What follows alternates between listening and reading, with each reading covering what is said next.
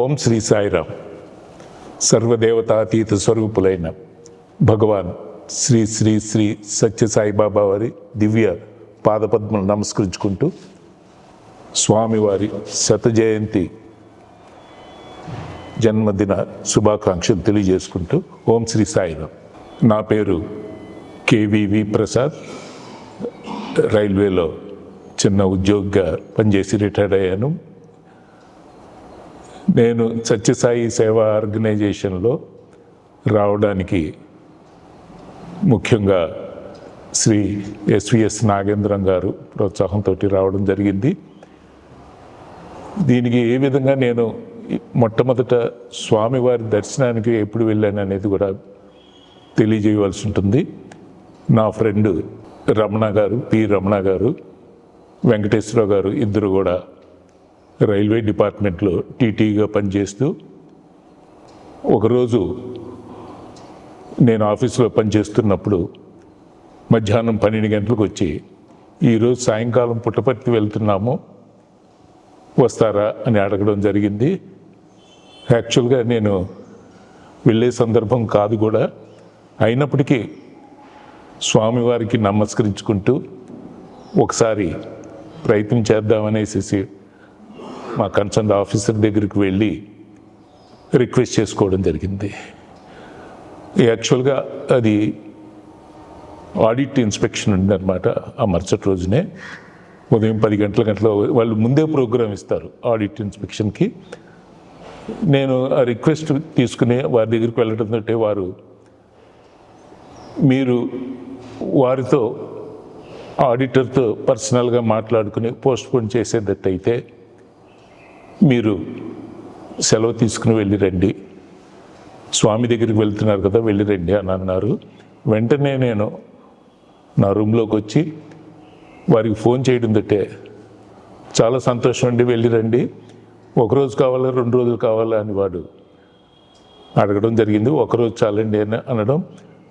ఆ రాత్రి 2-2:30 వరకు మధ్యాహ్నం పూట మేము పని పూర్తి చేసుకుని మళ్ళీ లంచ్కి వెళ్ళి 3 గంటలకల్లా బ్యాగ్ అండ్ బ్యాగేజ్ తోటి తయారయ్యి 7 గంటలకు బండి అని చెప్పడంతో ఇటు నుంచి ఇటే ఆఫీస్ నుంచి ట్రైన్ ఎక్కి వాళ్ళు ఇచ్చిన నాకు సహాయంతో ఆ బర్త్ కూడా ఏర్పాటు చేయడం జరిగింది స్వామి దయతోటి. ఆ రోజు మరుసటి రోజుకి మేము అక్కడికి వెళ్ళడం, అక్కడికి ఆ ట్రైన్ వెళ్ళేటప్పటికి 8 గంటలు అయింది ఉదయం పూట. సరే, మేము రూమ్కి వెళ్ళి మా కాలకృత్యాలు తీర్చుకుని వెంటనే 9 గంటలకల్లా మందిరంకి వెళ్ళేటప్పటికి స్వామివారు మందిరంలో ఉండడం, వారి దర్శనం చేసుకోవడం.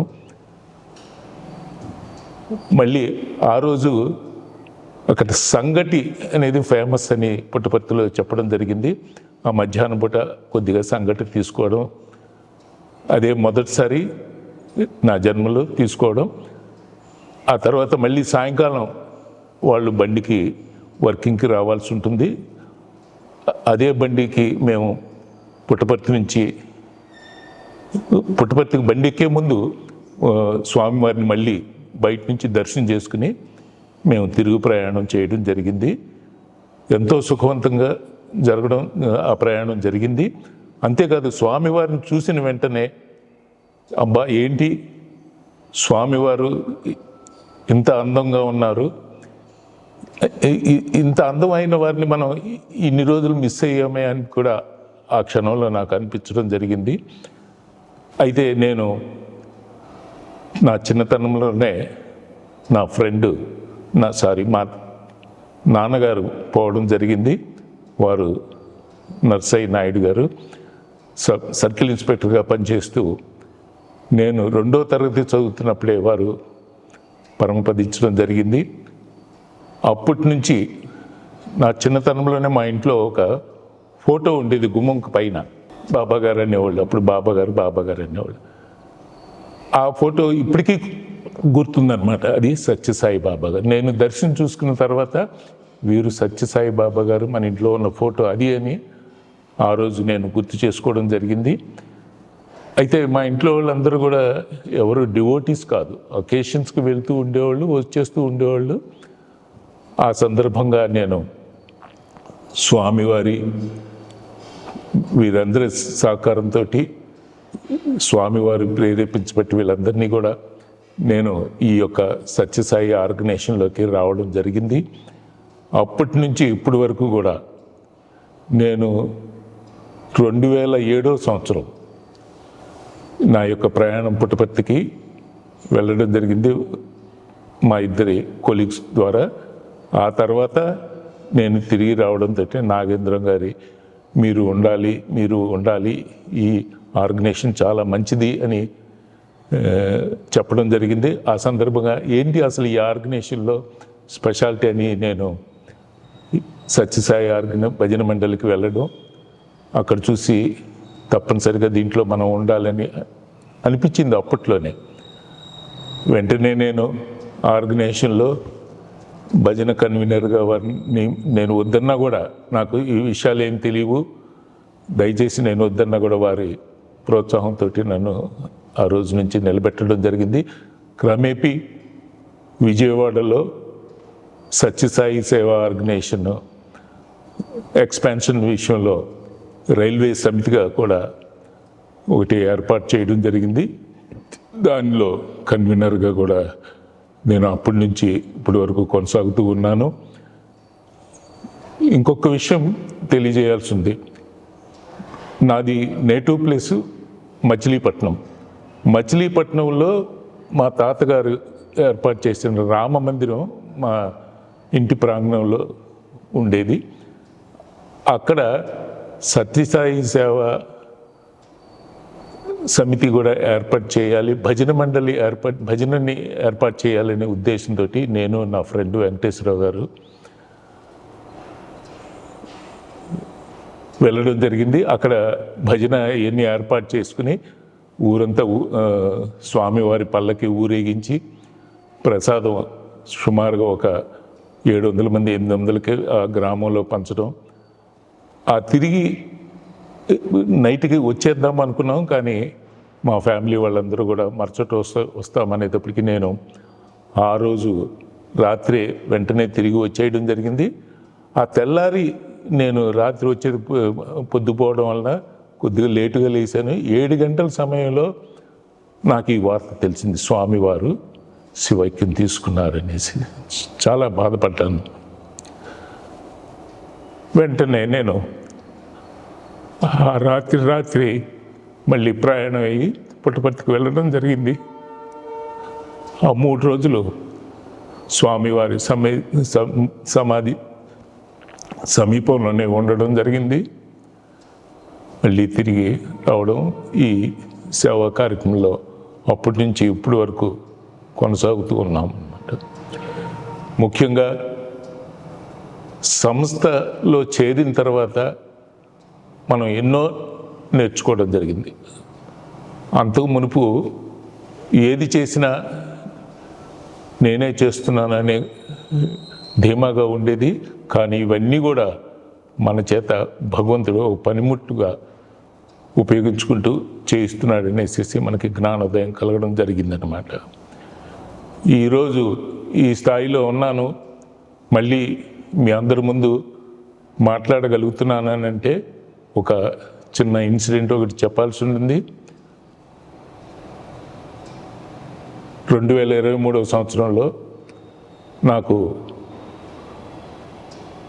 మే నెలలో, అప్పటి వరకు నేను ఎటువంటి అనారోగ్యం కానీ హాస్పిటలైజేషన్ అవడం కానీ మందులు తీసుకోవడం కానీ ఎప్పుడు నాకు అయితే ఎరుకలేదు.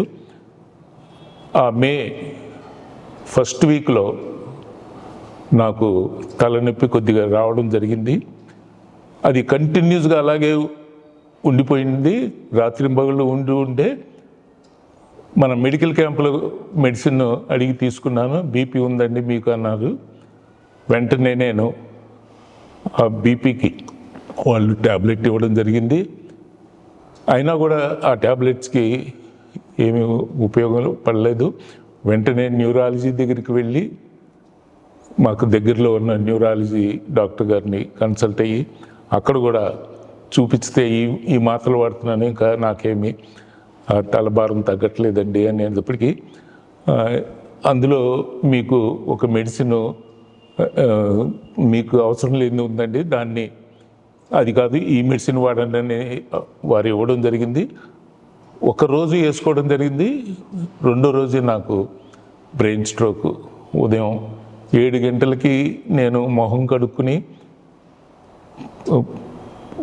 కాఫీ తీసుకురమ్మని ఇంట్లో వారికి చెప్పడంతో అదే లాస్ట్ నేను ఆ సోఫాలోనే మరి కోమలోకి వెళ్ళిపోవడం,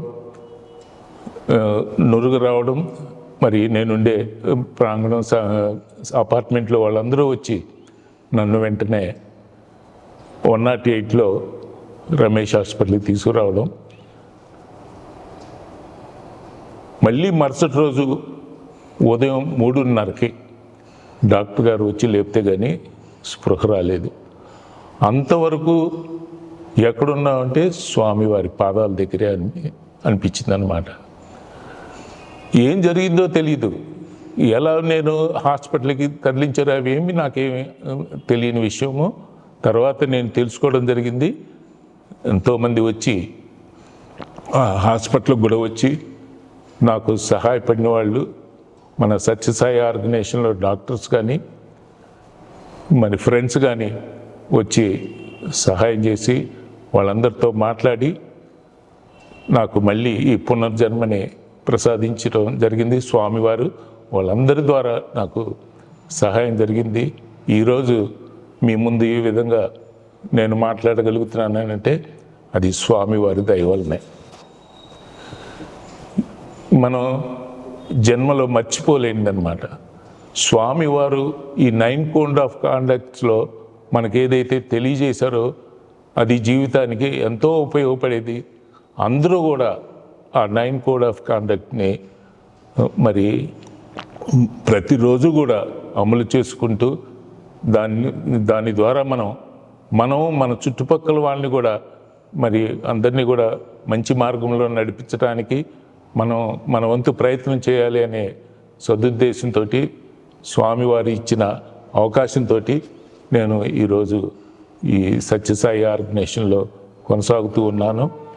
ఇది మనం ఇంతకన్నా మనకి తల్లిదండ్రులు నాకు నర్సయ్య నాయుడు గారు, ఈశ్వరమ్మ గారు నాకు జన్మనిచ్చినప్పటికీ కూడా వారు కాలం పరమపదించిన తర్వాత స్వామివారే నాకు అన్ని రకాలుగా అండగా దండిగా ఉంటూ నాకు ఈ రోజుకి కొనసాగుతున్నారు. అంతేకాదు అనేక సందర్భాల్లో నా సతీమణి రాత్రుల పూట 1 గంట 2 గంటల టైంలో మరి వారికి అస్వస్థతగా ఉన్నప్పుడు నేను స్వామివారిని తలుచుకుని సాయి గాయత్రిని జపించుకుంటూ 11 సార్లు 21 సారి అలా జపించుకుంటూ ఉంటే సునాయాసంగా 5 నిమిషాల్లో 6 నిమిషాల్లో ఆవిడ మళ్ళీ స్పృహలోకి రావడం